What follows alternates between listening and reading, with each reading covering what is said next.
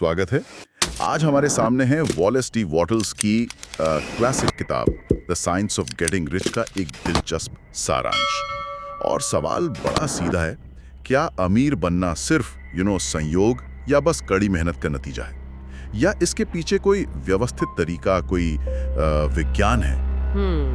ये सारांश तो दावा करता है कि हाँ, ये एक विज्ञान है जिसके अपने नियम हैं, बिल्कुल वैसे ही जैसे मान लीजिए गणित या केमिस्ट्री के होते हैं। हाँ, बिल्कुल। तो आज हम इसी सारांश की गहराइयों में उतरेंगे। हमारा मकसद है इसके जो मूल विचार हैं उन्हें खंगालना, ये समझना कि वॉटल्स के हिसाब से अमीरी का ये निश्चित तरीका आखिर है क्या, और क्या ये आज भी उतना ही रेलेवेंट है? जरूर। क्या ये सिर्फ पॉजिटिव थिंकिंग का खेल है या इसमें कुछ और भी है? देखिए, ये सारांश एक बड़ा दावा तो करता है कि अमीर बनने का अधिकार सिर्फ कुछ गिने चुने लोगों का नहीं है। अच्छा। बस ये हर उस व्यक्ति का है जो इन नियमों को सीखने और लागू करने को तैयार है। और दिलचस्प बात यह है कि ये सिर्फ बैंक बैलेंस बढ़ाने के बारे में नहीं है। स्रोत इसे जीवन को पूरी तरह से जीने, अपनी जो क्षमताएं हैं उनका भरपूर विकास करने और दुनिया में वैल्यू मूल्य जोड़ने से जोड़ता है। और इसकी शुरुआत होती है सबसे बुनियादी चीज से, हमारी सोच। हाँ, ये पहला बड़ा पॉइंट है इस सारांश का, सोच की शक्ति। ये कहता है कि गरीबी और अमीरी दोनों की जड़ें हमारे विचारों में है। अगर हमारा मन लगातार कमी या अभाव पर अटका है तो हम वही अट्रैक्ट करते हैं। सही। लेकिन अगर ध्यान समृद्धि और अवसर पर हो तो स्थितियां बदल सकती हैं। ये सुनने में तो थोड़ा वो लॉ ऑफ अट्रैक्शन जैसा ही लग रहा है ना? इसमें निश्चित रूप से लॉ ऑफ अट्रैक्शन के तत्व हैं। हाँ, और सारांश इस कनेक्शन को मानता भी है। अच्छा। स्रोत का तर्क ये है कि हर विचार एक ऊर्जा है, एक तरह की तरंग जो बाहर जाती है और अपने जैसी परिस्थितियों को आकर्षित करती है। तो जैसे नेगेटिव विचार कि मेरे पास कभी पैसा नहीं होगा या मैं इसके लायक नहीं हूँ, वो नेगेटिव रिजल्ट्स लाते हैं। हाँ। वहीं पॉजिटिव और रचनात्मक विचार, जैसे मैं समृद्धि की ओर बढ़ रहा हूँ या अवसर मेरे चारों ओर हैं, ये एक पॉजिटिव ऊर्जा पैदा करते हैं जो फिर धन और अवसरों को खींचने में मदद करती है। लेकिन क्या ये सिर्फ अच्छा सोचने से हो जाता है? क्योंकि बहुत से लोग अच्छा सोचते तो हैं पर हालात बदलते नहीं दिखते। क्या सारांश इस पर कुछ और कहता है कि ये सोच आखिर काम कैसे करती है? हाँ, ये बहुत जरूरी सवाल है। देखिए, सारांश सिर्फ अच्छा सोचने की बात नहीं करता, बल्कि एक खास तरीके से सोचने पर जोर देता है। अच्छा, किस तरह से? इसे रचनात्मक सोच कहा गया है। ये मानना कि ब्रह्मांड में एक मूल पदार्थ है, या कह लीजिए एक ऊर्जा है जो हमारे विचारों के हिसाब से रूप लेती है। इंटरेस्टिंग। तो जब आप सोचते, आप सिर्फ इच्छा नहीं कर रहे, आप असल में उस मूल ऊर्जा को एक आकार दे रहे हैं। ये एक एक्टिव, एक रचनात्मक प्रक्रिया है। ओके। और इसमें सिर्फ पॉजिटिविटी नहीं, बल्कि क्लैरिटी और दृढ़ता भी चाहिए। आपको बिल्कुल साफ पता होना चाहिए कि आप क्या चाहते हैं और उस विचार पर टिके रहना है बिना शक के। यानी सोच को एक पैसिव विश की तरह नहीं, बल्कि एक एक्टिव क्रिएशन प्रोसेस की तरह देखना, ये वाकई अलग नजरिया है। और इसी सोच से जुड़ा एक और मुझे लगता है काफी क्रांतिकारी विचार है सारांश में, वो है कंपटीशन की जगह क्रिएटिविटी पर जोर। हाँ। आमतौर पर तो हम बिजनेस और सफलता को दूसरों से आगे निकलने, उनको हराने से जोड़ते हैं, पर ये सारांश कहता है कि असली अमीरी इस तरह नहीं आती। ये वॉटल्स के दर्शन का एक, कह सकते हैं, सेंट्रल पिलर है, जैसा कि सारांश बताता है। अच्छा। प्रतिस्पर्धा को पुराने सीमित तरीके के तौर पर देखा गया है। ये इस धारणा पर आधारित है कि संसाधन, रिसोर्सेज, वो लिमिटेड है, और अगर मुझे ज्यादा चाहिए तो किसी और को कम मिलेगा। ये एक तरह से कमी की सोच है। सही। इसके उलट रचनात्मकता का मतलब है नए अवसर पैदा करना, नई चीजें बनाना, नए समाधान खोजना। अच्छा। ये अवसर की सोच है जो मानती है कि यूनिवर्स में सबके लिए पर्याप्त है और हम और ज्यादा पैदा कर सकते हैं। क्या सारांश जैसा कोई उदाहरण देता है कि प्रैक्टिकली कैसे काम करता है? हाँ, बिल्कुल। स्रोत एक ऐसे व्यापारी का उदाहरण देता है जो अपने कॉम्पिटिटर्स को मात देने या उनके ग्राहक छीनने पर फोकस करने के बजाय अपने ग्राहकों के लिए कुछ नया और बेहतर बनाने पर ध्यान केंद्रित करता है। वो शायद कोई नई सर्विस या प्रोडक्ट विकसित करता है जो लोगों की जरूरत को बेहतर ढंग से पूरा करे। ओके। नतीजा, लोग नेचुरली उसकी ओर आकर्षित होते हैं और वो दूसरों से कुछ छीने बिना बल्कि समाज में कुछ नया जोड़कर अमीर बनता है। ये ऐसा है जैसे केक का टुकड़ा बड़ा कर दिया, ना कि बस मौजूदा टुकड़ों के लिए लड़ाई की। ये वाकई सोचने वाली बात है। मतलब सफलता का रास्ता दूसरों को नीचे खींच कर नहीं, बल्कि कुछ नया और वैल्यूएबल बनाकर तय होता है। अच्छा, इसी रचनात्मक सोच से जुड़ा अगला कदम है कल्पना और विजुअलाइजेशन। हाँ, सारांश कहता है जो तुम सोच सकते हो उसे पा भी सकते हो। ये विजुअलाइजेशन आखिर काम कैसे करता है? क्या ये सिर्फ मन में तस्वीरें देखना है? ये सिर्फ तस्वीरें देखने से कहीं ज्यादा गहरा है। सारांश इसे अपनी इच्छा को मन में इतनी क्लियरली और डिटेल में देखने की प्रक्रिया बताता है मानो वो पहले ही हकीकत बन चुकी हो।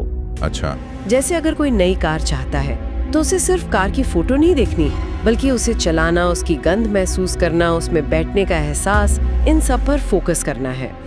और सबसे जरूरी बात यह है कि इस विजुअलाइजेशन के साथ गहरी भावनाएं जुड़ी होनी चाहिए, खुशी की, संतुष्टि की और सबसे जरूरी कृतज्ञता की, मानो वो चीज आपको मिल ही चुकी है। तो ये एक तरह से अपने सबकॉन्शियस माइंड को उस रियलिटी के लिए तैयार करना हुआ, उसे यकीन दिलाना कि ये पॉसिबल है और पहले से ही हो रहा है। बिल्कुल। सारांश इसे एक मानसिक छाप, एक मेंटल इम्प्रिंट बनाने की प्रक्रिया कहता है। अच्छा, जब आप किसी चीज की इतनी साफ कल्पना करते हैं और उसे गहराई से महसूस करते हैं, तो आप अपने दिमाग और शरीर को उस लक्ष्य की ओर बढ़ने के लिए एक तरह से प्रोग्राम कर रहे होते हैं। आपका अवचेतन मन फिर उन अवसरों को पहचानने लगता है और उन कामों को करने के लिए प्रेरित होता है जो आपको उस लक्ष्य तक ले जाएंगे। ये सिर्फ इच्छा करना नहीं है, बल्कि मानसिक रूप से उस परिणाम को जीना है। और यहीं पर शायद आभार यानी ग्रेटिट्यूड का महत्व सामने आता है। सारांश कहता है कि ये सिर्फ एक अच्छी आदत नहीं, बल्कि अमीरी के विज्ञान का एक जरूरी हिस्सा है। हाँ, ये कमी से ध्यान हटाकर भरपूरता पर लाता है। ये कैसे काम करता है? सारांश के अनुसार आभार एक बहुत शक्तिशाली मानसिक समायोजक है, एक तरह का mental tuner. Mental tuner, okay. जैसे आपका स्वास्थ्य, भोजन, रिश्ते। तो आप यूनिवर्स को एक सिग्नल भेजते हैं कि आप और अधिक पाने के लिए तैयार हैं और जो मिला है उसका सम्मान करते हैं। ये आपके दिमाग को कमी वाले पैटर्न से निकालकर समृद्धि की फ्रीक्वेंसी पर ले आता है। इसे अबंडेंस मोड में रहना कहा गया है। अच्छा, अबंडेंस मोड। हाँ, लगातार आभार व्यक्त करने से स्रोत का तर्क है आप ब्रह्मांड की जो रचनात्मक शक्तियां हैं उनके साथ एक हार्मनी, एक सामंजस्य बना लेते हैं, जिससे अच्छी चीजें आपकी ओर ज्यादा आसानी से बहने लगती हैं। ये सिर्फ थैंक यू कहने से ज्यादा है, ये एक एक्टिव मानसिक स्थिति है जिसे बनाए रखना है। हाँ, ये एक निरंतर अभ्यास है, मतलब रोज का अभ्यास। सारांश रोजमर्रा की साधारण चीजों के लिए भी आभारी होने पर जोर देता है। ये आपको प्रेजेंट मोमेंट में रखता है और आपको याद दिलाता है कि आपके पास पहले से ही कितना कुछ है। ये मानसिकता न केवल आपको बेहतर महसूस कराती है, बल्कि स्रोत के अनुसार ये आपको और अधिक आकर्षित करने के लिए एक चुंबक की तरह काम करती है। कृतज्ञता आपकी सोच को रचनात्मक ऊर्जा से जोड़ती है। ठीक है, तो हमने सोच की शक्ति, रचनात्मकता, विजुअलाइजेशन और आभार की बात की। ये सब तो जैसे मानसिक स्तर पर है, लेकिन क्या सिर्फ सोचने या महसूस करने से सब हो जाएगा? यहीं पर सारांश कर्म या एक्शन की भूमिका पर आता है ना? बिल्कुल सही। और ये एक बहुत ही महत्वपूर्ण संतुलन है जिस पर सारांश जोर देता है। सिर्फ सोचना, कल्पना करना या आभारी होना काफी नहीं है, और ठीक उसी तरह बिना सही सोच के सिर्फ कड़ी मेहनत करना भी पर्याप्त नहीं है। हाँ, ये बात तो है। कई लोग दिन रात मेहनत करते हैं, पर उनकी सोच कमी या डर पर टकी होती है, तो उनकी मेहनत सही दिशा में फल नहीं दे पाती। सही। दूसरी ओर कुछ लोग सिर्फ सपने देखते हैं, कल्पना करते हैं, लेकिन जरूरी कदम वो नहीं उठाते। तो सूत्र क्या है फिर? सोच और कर्म का सही मिक्सचर। हाँ, सूत्र है सही सोच प्लस सही दिशा में किया गया कुशल कर्म। कुशल कर्म। हाँ, एफिशिएंट एक्शन। आपकी सोच आपकी दिशा तय करती है और आपका कर्म आपको उस दिशा में आगे बढ़ाता है। आपकी सोच रचनात्मक होनी चाहिए, आपका विजुअलाइजेशन स्पष्ट होना चाहिए, आपका विश्वास अटूट होना चाहिए और आपकी कृतज्ञता निरंतर होनी चाहिए। और फिर आपको एक्शन लेना होगा, काम करना होगा। सारांश कहता है कि आपको आज जो काम आप कर सकते हैं उसे पूरी कुशलता और क्षमता से करना है। इस कुशल कर्म या एफिशिएंट एक्शन के बारे में थोड़ा और बताएं। क्या इसका मतलब है कि हमें हर समय बस बिजी रहना चाहिए? नहीं, बिजी रहना और कुशल होना ये दो अलग बातें हैं। सारांश कुशल कार्रवाई पर जोर देता है। अच्छा, इसका मतलब है हर दिन वो काम करना जो आपको आपके लक्ष्य के करीब ले जाए और उसे अपनी पूरी क्षमता से करना। ये जरूरी नहीं कि आप बड़े भारी भरकम कदम उठाएं, बल्कि हर दिन वर्तमान क्षण में जो भी काम आपके हाथ में है उसे बेस्ट पॉसिबल तरीके से करना है। और काम टालना, प्रोक्रेस्टिनेशन, उससे बचना बहुत जरूरी है, क्योंकि वो प्रगति का दुश्मन है। हर दिन किया गया छोटा, फोकस्ड और कुशल प्रयास ही बड़े नतीजों की नींव रखता है। तो इसका मतलब है कि हमें भविष्य के बड़े लक्ष्य पर नजर रखते हुए वर्तमान के काम पर पूरी तरह ध्यान केंद्रित करना है। एकदम सही। सारांश कहता है कि अपने वर्तमान काम को इस तरह करें जैसे कि ये आपका सबसे महत्वपूर्ण काम है।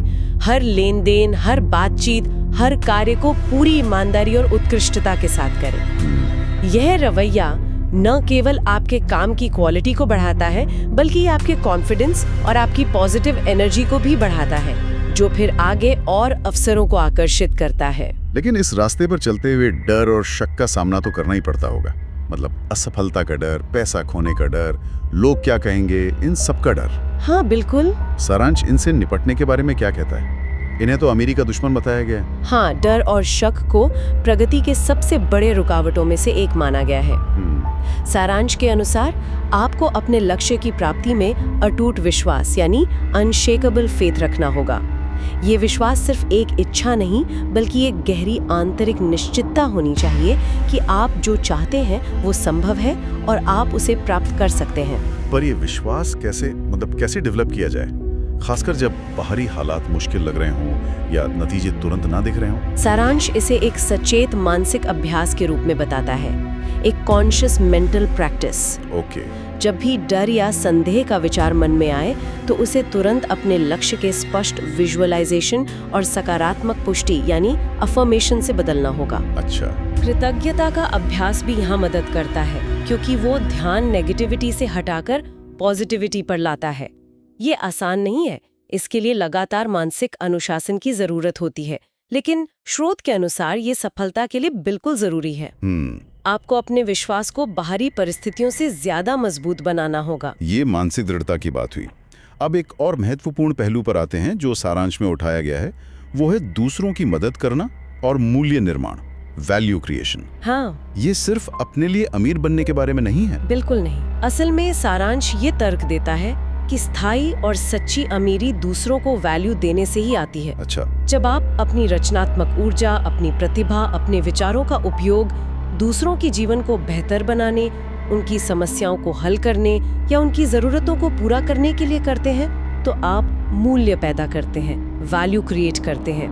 देते हैं उतना ही अधिक आप बदले में पाते हैं। हाँ, लेकिन ये सिर्फ एक लेन देन या ट्रांजैक्शन नहीं है। सारांश इसे उपयोग वृद्धि या इंक्रीज ऑफ लाइफ के सिद्धांत से जोड़ता है। Increase of life? हाँ, आपका लक्ष्य होना चाहिए कि आप हर उस व्यक्ति के जीवन में कुछ सकारात्मक वृद्धि करें जिसके साथ आप संपर्क में आते हैं। जब आपका इरादा दूसरों को लाभ पहुंचाना होता है, तो आप कंपटीशन के बजाय सहयोग, कोऑपरेशन के क्षेत्र में काम कर रहे होते हैं। सही बात है। आप दूसरों को ऊपर उठाकर खुद ऊपर उठते हैं। स्रोत के अनुसार ये अमीरी का सबसे निश्चित और नैतिक मार्ग है। ये एक बहुत शक्तिशाली विचार है कि आपकी अपनी सफलता दूसरों की सफलता और उनके कल्याण से जुड़ी हुई है।